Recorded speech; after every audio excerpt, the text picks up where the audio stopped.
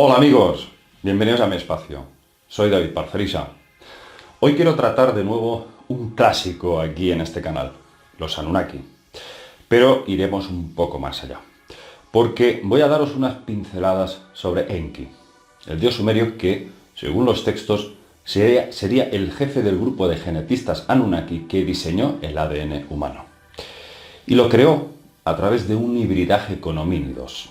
Ya contamos en anteriores ediciones que todo apunta al Erectus, aunque diversas pistas sugieren que Enki inicialmente quiso crear al ser humano a partir del Neandertal, una criatura mucho más desarrollada, empática e inteligente que el Erectus.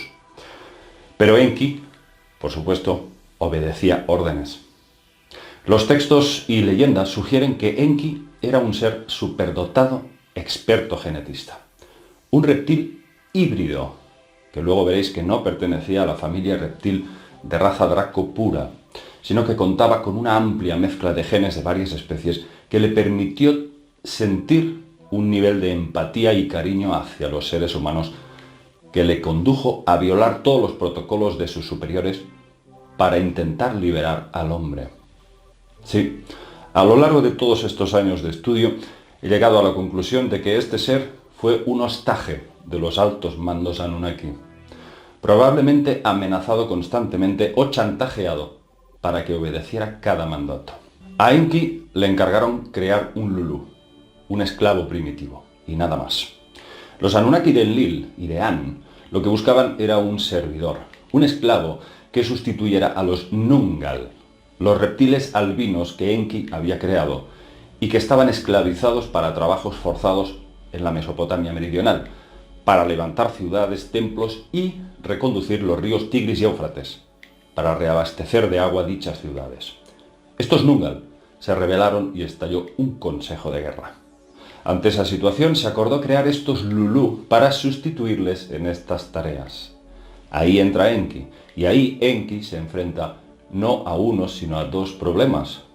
Él quiere liberar a sus Nungal del trabajo forzado, pero al crear a los humanos para sustituirlos, se encariña con ellos y tampoco acepta el trato al que es sometido el humano por Enlil y An. Ambas divinidades absolutamente crueles y despiadadas, solo interesadas en explotar al hombre. Bien, aquí el tema es, ¿por qué Enki se diferenciaba del resto de sus congéneres, del resto de dioses? La respuesta la encontramos en los textos sumerios, pero sobre todo en la cultura acadia y babilónica. Enki era conocido como Ea, señor de las aguas. Lo presentaban como experto navegante, algo así como un ingeniero marítimo, especialista en reconducir ríos y reabastecer de agua las zonas remotas, zonas pobres. Pero hay otra pista que nos dejan entrever los textos, y es que Enki parece estar detrás de otro ser mitológico, Oannes. Oannes aparece reflejado en relieves babilónicos. Aquí lo podéis ver. Es un hombre pez, que según el mito, cada mañana salía de las aguas del Golfo Pérsico para instruir a los hombres y ayudarles en agricultura, ingeniería, espiritualidad, filosofía. Según los sumerios, fue Enki quien creó a Oannes y también a los Abgal, en acadio también llamados Apkallu, los Apkallu. Serían conocidos como los 7 sabios elegidos por Enki para instruir a la humanidad y para alertarla de la amenaza de los dioses oscuros. Curiosamente, después de que todos estos Apkallu, los seres del agua, hubiesen transmitido el conocimiento, luego llegó el diluvio universal, por orden de Enlil. La historia que ya os contamos en vídeos anteriores. Se provocó el diluvio para evitar la propagación del conocimiento que estos otros seres habían transmitido. Enlil quiso con el diluvio hacer un reset, porque quería una humanidad ignorante para manipularla. Ahora bien, ¿por qué a Enki se le vincula con los seres del agua? Y él parece, él mismo, poseer parte de una genética de estos Apkallu, de estos hombres pez. Fijaos que hasta en el Popol Vuh de la cultura maya se nos dice que quien creó a la humanidad eran un grupo de seres expertos en creación genética. Y atención a lo que dice al final, escuchad. Así definían los mayas a quienes crearon el ser humano. El creador, el antiguo, el dominador, la serpiente emplumada, los que engendran, los que dan ser, los que rondan sobre el agua como una luz naciente. Esto es muy importante, amigos, porque una cultura tan dispar de la sumeria como la maya ya nos está dando una pista de lo mismo. Enki y los suyos no son reptiles de la misma familia que el resto de Anunnakis. No. Ahí está el gen de los seres del agua. Enki estaba vinculado a Sirio. Y que otra cultura también habla de los seres de Sirio. Sí, los Dogon de África. Esta tribu, que conocía a Sirio A y Sirio B, antes de ser descubiertos por la astronomía moderna, ya hablaban de todo esto. De hecho, fueron ahí y preguntaron, ¿cómo sabéis todo esto? Y los Dogon dijeron que eran los gnomos, seres anfibios que procedían de Sirio, quienes les habían enseñado todos sus conocimientos astronómicos de Sirio A y Sirio B. Estos mismos gnomos de los Dogon son los Apkallu acadios y los Apgal sumerios. Son lo mismo, la representación es la misma. Los hombres pez, siempre asociados al conocimiento. Desde lo más ancestral, Enki o Ea aparece asociado al agua, igual que estos anfibios. ¿Y qué es el agua dentro de la concepción esotérica? Es el conductor de las emociones. En astrología, el elemento agua siempre implica mayor sensibilidad que el resto de signos zodiacales. Los signos de agua tienen mayor empatía, sentimientos a flor de piel, mediumnidad, sí, captación psíquica.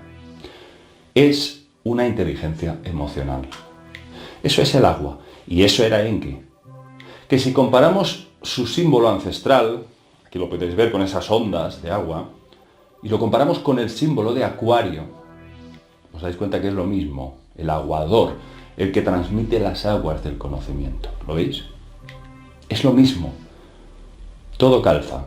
Más aún que en la mitología griega, Enki era representado como Poseidón, señor del mar, dios del agua. Llegados a este punto, lo más curioso, amigos, es que tanto contactados como sensitivos coinciden en que Enki hizo algo más que obedecer órdenes de su mando superior cuando diseñó al ser humano, el ADN humano. Hizo algo más. Sobre todo se sospecha todo esto desde que se descubrió el llamado ADN basura. Y se llama basura, lógicamente, porque no está aún codificado. La información que todos nosotros llevamos escrita dentro no ha sido aún codificada completamente. Entonces esto nos sugiere que quizás es posible que Enki introdujera un código de luz escondido en algún lugar de nuestro ADN para activarse en un momento concreto. Y activarse me refiero a desplegarse como una flor, las famosas 12 hebras, que en realidad estarían inactivas desde hace miles de años. Porque si Enki era un hostaje de los dioses oscuros y no pudo diseñarnos con mayores cualidades, quizás nos programó para que despertaran nuestras cualidades superiores y espirituales más adelante. Unas cualidades que nos conectarían con la fuente. Aquí nos preguntamos si la activación de estos códigos de luz ya ha empezado. ¿Recordáis ese vídeo en el que os hablábamos de la doctora Brenda Fox, que admitía haberse topado con niños con 12 cadenas de ADN? Sí, estamos hablando de niños que ya nacen con esta mutación. ¿Será esta la jugada maestra de Enki para burlarse de aquellos como An o Enlil que querían al humano como esclavo? ¿Es esta la clave para entender que aquí existe un programa a largo plazo para que el humano despierte de la Matrix y consiga ser él mismo, el propio humano, la llave que abre todas las puertas del universo? Es una posibilidad que no podemos desechar. Pero hay más. Os lo voy a contar en futuros vídeos. Amigos, hay mucho más. Y sobre todo, tengo que confesaros que siempre que nos ponemos a estudiar sobre el tema de la creación del hombre, a través de estos textos que siempre nos hablan de estos seres, siempre vamos a parar al mismo punto. Siempre nos encontramos con Enki. En todas las culturas nos hablan de él. Por supuesto, diferentes nombres y diferentes términos, pero siempre va a parar a este ser.